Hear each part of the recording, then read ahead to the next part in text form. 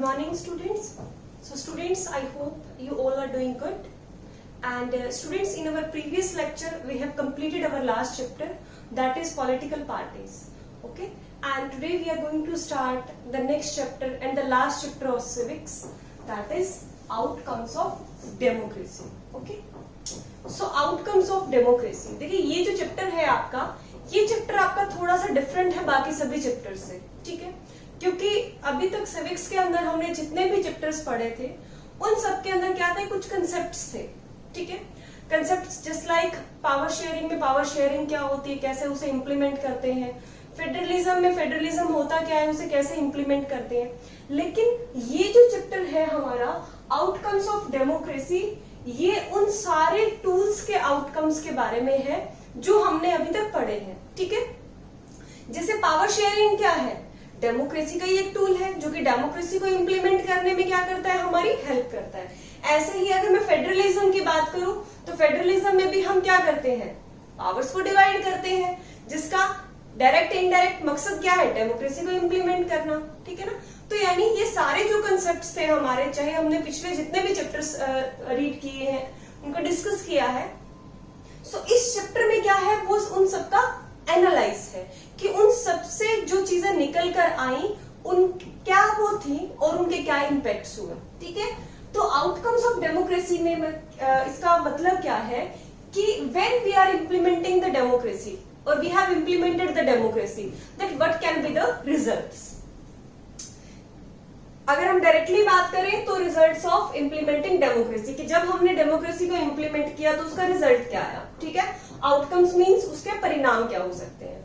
अब outcomes of democracy हमें समझ में आ गया कि आउटकम्स ऑफ डेमोक्रेसी क्या है, कि जब हमने डेमोक्रेसी को इम्प्लीमेंट किया तो उसके रिजल्ट्स क्या क्या आए. ठीक है, अब डेमोक्रेसी के रिजल्ट्स को हम पहले भी डिस्कस कर चुके हैं, डिफरेंट कंट्रीज के कंटेक्स्ट में भी कर चुके हैं और हमारे इंडियन कंटेक्स्ट में भी हम कर चुके हैं. ठीक है, कि इंडिया के अंदर कैसे डेमोक्रेसी को इम्प्लीमेंट किया जाता है या उन चीजों के फायदे या नुकसान क्या क्या है. ठीक है, अब हम बात करेंगे मोस्टली, अगर हम पूछेंगे सभी से, अगर हम पूछेंगे तो एक यही नॉर्मल सा आंसर हमें देखने को मिलता है कि डेमोक्रेसी जो होती है वो क्या होती है, हमेशा पॉजिटिव आउटकम्स लेकर आती है. ठीक है, आउटकम्स उस यानी उसके जो परिणाम रहते हैं वो क्या रहते हैं, पॉजिटिव रहते हैं. ठीक है, अब जब डेमोक्रेसी के रिजल्ट पॉजिटिव रहते हैं तो सभी के जो व्यूज हो सकते हैं दैट कैन बी डिफरेंट. जरूरी तो नहीं है कि सभी के जो व्यूज होंगे वो सेम रहेंगे. अब हमारे पास कुछ ऐसे एस्पेक्ट्स हैं जिससे हम कह सकते हैं कि डेमोक्रेसी इज बेटर, कि डेमोक्रेसी अच्छी है. अब देखिए डेमोक्रेसी क्या है, it is just a form of government. Democracy क्या है, एक फॉर्म ऑफ गवर्नमेंट है, यानी सरकार को चलाने का एक तरीका है. ठीक है, कहीं पे मिलिट्री रूल होता है, कहीं पे डिक्टेटरशिप होती है, कहीं पे डेमोक्रेसी होती है. हमने डायरेक्टली इनडायरेक्टली करना क्या है, लोगों के लिए रूल्स बनाने हैं, एक पूरी की पूरी कंट्री को रन करना है. तो अगर डेमोक्रेसी की हम बात करें तो क्या है democracy, it is a just form of government. Clear. अब हम डेमोक्रेसी को अच्छा क्यों मानते हैं, हम क्यों मानते हैं, क्यों बेटर है, उसके दो रीजन है मेरे पास सबसे बड़े, या किसी से भी आप पूछेंगे तो दो रीजन उसमें मेन हमें दिखाई देंगे. फर्स्ट है फ्रीडम एंड राइट्स. ठीक है, जब हमारे कॉन्स्टिट्यूशन ने, हमारे संविधान ने हमें अधिकार दिया, उसने हमें फ्रीडम दी, हमें स्वतंत्रता जब दी, तो डेमोक्रेसी ने उस कॉन्स्टिट्यूशन के रूल्स को इम्प्लीमेंट करने की कोशिश की या उसको इम्प्लीमेंट करने में अपना पूरा पूरा कंट्रीब्यूशन दिया. तो डेमोक्रेसी में क्या है, हमें अधिकार मिलते हैं और दूसरा हमें स्वतंत्रता, यानी हमें हमारी राइट्स को यूज करने के लिए फ्रीडम मिलती है. ठीक है, अब राइट्स हमारे, जैसे कि हमारे कॉन्स्टिट्यूशन में भी हमारे फंडामेंटल राइट्स दिए हुए हैं. ठीक है ना, तो फंडामेंटल राइट्स यानी हमारे मूलभूत अधिकार, जैसे आपका राइट टू एजुकेशन है, राइट टू फ्रीडम है. ठीक है, तो ये कुछ आपके राइट्स हैं जो कि एक नॉर्मल सिटीजन को अपने लाइफ को सरवाइव करने के लिए जरूरी होते हैं. तो डेमोक्रेसी क्या करती है, इन राइट्स को यूज करने की हमें फ्रीडम देती है. क्लियर. अब हम बात करते हैं कि why democracy is better. Better क्यों है डेमोक्रेसी, हम डेमोक्रेसी को बेटर क्यों मानते हैं, तो हमारे पास कुछ आर्ग्यूमेंट्स भी हैं जिससे हम कह सकते हैं कि डेमोक्रेसी बहुत अच्छी फॉर्म ऑफ गवर्नमेंट, एक तरीका है जिससे हम गवर्नमेंट को रन कर सकते हैं और सिटीजन्स को अपनी जो भी उनके राइट्स हैं वो हम दे सकते हैं. तो सबसे पहले हम बात करेंगे promotes equality among the citizens. ठीक है, अभी अभी हमने डेमोक्रेसी में जब हमने हमारे फंडामेंटल राइट्स की बात की थी तो उसमें एक राइट टू फ्रीडम आया था, स्वतंत्रता का अधिकार जिसको हम बोलते हैं। तो ये क्या करता है, प्रमोट्स इक्वालिटी यानी समानता यानी इक्वालिटी। अब देखिए, एक इतनी बड़ी कंट्री के अंदर जब अलग अलग तरह के लोग रहते हैं, ठीक है, अलग अलग तरह के सिटीजन रहते हैं जिनकी अलग अलग कास्ट है, अलग बैकग्राउंड है जिनका, उनके ट्रेडिशंस बिल्कुल डिफरेंट है, तो ये बहुत ही मुश्किल हो जाता है गवर्नमेंट के लिए कि how to implement equality between them, कि उनके बीच में इक्वालिटी कैसे लाई जाए। सो जो डेमोक्रेसी है वो इस काम को बहुत ही इजी बना देती है। क्यों? क्योंकि डेमोक्रेसी में हमें क्या मिलते हैं, हमारे राइट्स मिलते हैं और उन राइट्स को यूज करने के लिए हमें फ्रीडम मिलती है। नेक्स्ट हम बात करेंगे enhances the dignity of individual. अब देखिए, dignity of individual that means हर एक जो पर्सन है वो अपने आप में स्पेशल है। ठीक है, अब जब हम लोगों को राइट्स देने की या फ्रीडम देने की बात करते हैं तो ये चीजें हमने इसीलिए दी है ताकि उनकी डिग्निटी मेंटेन की जा सके। ठीक है, किसी भी सेक्शन है जो सोसाइटी का या कोई भी लोग हैं उन्हें ये ना लगे कि वो इंफीरियर है, या किसी सेक्शन को ये ना लगे कि मैं सुपीरियर हूँ। ठीक है, सो गवर्नमेंट, ये डेमोक्रेसी जो फॉर्म ऑफ गवर्नमेंट है वो ये इंश्योर करती है कि हर एक पर्सन की डिग्निटी को, उनके राइट्स को, उनकी फ्रीडम को, उनको मिलने वाला जो एक एनवायरमेंट है वो ऐसा रहे कि वो अपने आप को एक्सप्लोर कर सके और अपने राइट्स का यूज कर सके। क्लियर? नेक्स्ट है improve the quality of decision making. अब देखिए, क्वालिटी ऑफ डिसीजन मेकिंग सबको पता है हमें। डिसीजन मेकिंग यानी निर्णय लेना, किस चीज पे डिसीजन बनाना। अब डेमोक्रेसी क्वालिटी कैसे इंप्रूव करती है? क्वालिटी का मतलब क्या है? क्वालिटी तो हम कहते हैं कोई चीज अच्छी है या बुरी है। अब डिसीजन मेकिंग में क्वालिटी क्या होगी? डिसीजन मेकिंग में क्वालिटी ऐसे होगी कि जो भी डिसीजंस लिए जाएंगे that should be favourable to a large section of society. ठीक है, यानी एक बड़ा जो सेक्शन है सोसाइटी का वो उसके लिए फैमिलियर होंगे या उनके फेवर में होंगे। अब डेमोक्रेसी के अंदर जब सारे सेक्शंस को ध्यान में रखकर जो भी कानून बनाए जाते हैं, लॉ बनाए जाते हैं, तो उनके ऊपर जब निर्णय होता है या कोई भी जब डिसीजन लिया जाता है तो वो किस लिए लिया जाता है? ताकि लोगों को प्रमोट किया जा सके, उनके अधिकारों को प्रमोट किया जा सके। ठीक है, जैसे कि अभी रिसेंटली में कोविड-19 के अंदर अगर हम बात करें तो हमने देखा कि कैसे जो कुछ लोग थे उन्होंने डॉक्टर्स पे या फिर जो भी हमारे हीरोज थे इस टाइम पे कोविड-19 के, जो हमारी हेल्प कर रहे थे, तो गवर्नमेंट ने एक लॉ बनाया कि उनके ऊपर अगर कोई भी पत्थर मारता है या कोई भी गलत उनको बोलता है या कुछ वर्डिंग्स गलत यूज करता है तो उनके खिलाफ कार्रवाई की जाएगी।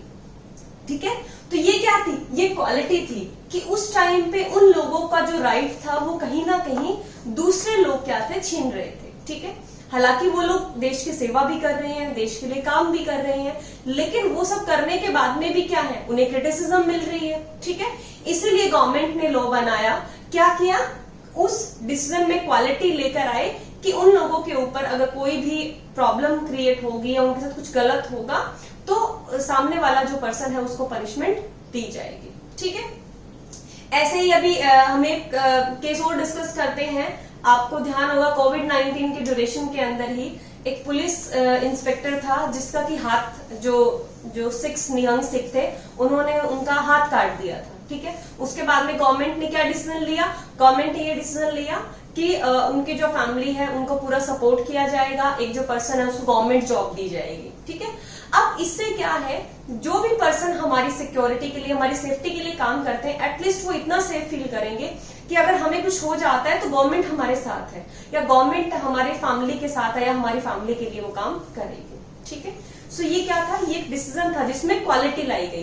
दैट मीन्स उसको ऐसा बनाया गया कि ज्यादा से ज्यादा लोग जो है उसके फेवर में हो और वो उनसे बेनिफिट ले सके। ठीक है, नेक्स्ट है provides a method to resolve conflicts. अब देखिए, कॉन्फ्लिक्ट्स अगर मैं बात करूं, एक छोटी सी फैमिली से लेकर इतनी जो बड़ी कंट्री है, कॉन्फ्लिक्ट्स अराइज होते रहते हैं। ठीक है, कभी इश्यूज छोटे होते हैं, कभी बड़े होते हैं। ठीक है, अभी रिसेंटली अलीगढ़ जो मोहम्मद यूनिवर्सिटी है उसका जो केस हुआ था उसके अंदर भी क्या था, एक तरह से एक बहुत बड़ा कॉन्फ्लिक्ट क्रिएट हो गया था हिंदू और मुस्लिम्स के बीच में। ठीक है, तो डेमोक्रेसी क्या करती है, जब डेमोक्रेसी की नजरों में एक हिंदू भी उतना ही इंपॉर्टेंट है, एक मुस्लिम भी उतना इंपॉर्टेंट है, तो हम उस इशू को किस नजर से देखते हैं, एज एन सिटीजन। लेकिन कुछ लोग जो है उन चीजों को एज एन रिलीजन देखते हैं कि एक मुस्लिम डोमिनेटिंग सोसाइटी के अंदर एक चीज हुई तो उसको किस तरह से बताया जाना चाहिए, किस तरह से डिपिक्ट किया जाना चाहिए। लेकिन एज एन कॉन्स्टिट्यूशन वो अगर कुछ गलत हुआ तो वो एक सिटीजन के साथ हुआ जो कि इंडिया का एक सिटीजन था, ठीक है। सो ये एक मेथड बताता है हमें डेमोक्रेसी कि how we should do lots of improvement in our current system, यानी हम अपने करंट सिस्टम के अंदर इम्प्रूवमेंट्स कैसे कर सकते हैं। एक हमें मेथड बताता है, जैसे कि हमारे कॉन्स्टिट्यूशन में हर एक जो क्राइम है, जो भी क्राइम्स होते हैं उनके बारे में लिखा हुआ है कि कौन से सेक्शन में कौन सा आर्टिकल होगा, किसके तहत कौन सी धारा लगेगी और उनके लिए किसी भी पर्सन को क्या पनिशमेंट दी जाएगी। तो क्या है, ये डेमोक्रेसी इंप्लीमेंट हुई तभी कॉन्स्टिट्यूशन आया। अगर यहाँ पे डिक्टेटरशिप होती तो मे भी पता नहीं यहाँ पे कॉन्स्टिट्यूशन होता या नहीं होता, ठीक है। तो यानी डेमोक्रेसी क्या करती है, हमें एक मेथड देती है जिससे हम अपने कॉन्फ्लिक्ट्स को रिजोल्व कर सकते हैं, यानी उनको सॉल्व कर सकते हैं। Allows room to correct mistakes. अब इसमें क्या आता है, क्या कहता है कि एक रूम देता है हमें एक अपनी मिस्टेक्स को करेक्ट करने के लिए। अब ये जो रूम है ये वो रूम नहीं है जो आप समझ रहे हो कि आपका क्लासरूम होगा या आपके घर का रूम होगा, नहीं, ये रूम नहीं है, ये वो स्टेज है, ये वो प्लेटफॉर्म है जहां पे जाकर आप लोग या फिर कॉन्स्टिट्यूशन है, चाहे पुलिस है, चाहे गवर्नमेंट है, क्योंकि देखिए हमेशा कॉन्स्टिट्यूशन में भी आप लोग देखते हो अमेंडमेंट्स होते रहते हैं, ठीक है। अमेंडमेंट्स यानी any kind of changement in the existing rule, यानी जो एग्जिस्टिंग रूल है उसमें किसी भी तरह का चेंजमेंट होना, ठीक है। अब वो जो चेंजमेंट है वो एक प्लेटफॉर्म है जिसमें हम क्या करते हैं, कुछ चीजें जो हमारे कॉन्स्टिट्यूशन में लॉ में आज से 50 साल पहले, 20 साल पहले, 30 साल पहले थी, आज वो सिचुएशन बिल्कुल बदल चुकी है, ठीक है। सो उनके अकॉर्डिंग हमें क्या करते रहना होता है, टाइम टू टाइम अमेंडमेंट्स करने होते हैं, यानी कुछ प्रावधान लाने होते हैं, कुछ चेंजमेंट करने होते हैं जिससे हम कानूनों को अपनी आज के जो हिसाब से है हम बदल सकें।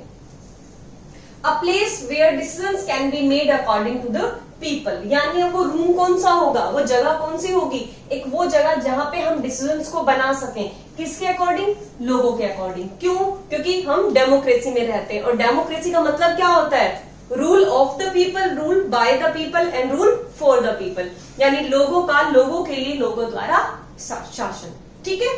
सो ये था हमारा आज का टॉपिक जिसमें हमने आउटकम्स ऑफ डेमोक्रेसी के बारे में पढ़ा और हमने देखा कि कैसे डेमोक्रेसी जो है एक बेटर फॉर्म है, ठीक है।